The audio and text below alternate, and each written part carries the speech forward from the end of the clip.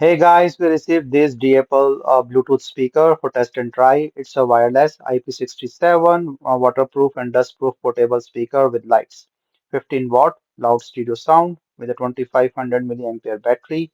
So you can play like all time or the all day time. And then TWS pairing allowed with the Bluetooth 5.3. So this is a USB-C cable that comes with it. So let me just take this out. So very small factor, nice looking speaker with a small band. And this is the anti-skid stand. And then you can see like a fabric mesh in here. So let's really looks good.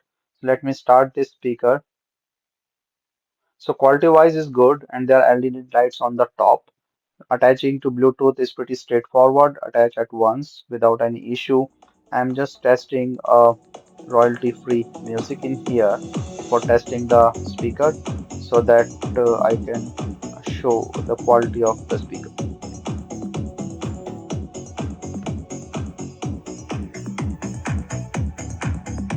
So you can see the sound or the light beats along with the music, and the sound quality is also very nice.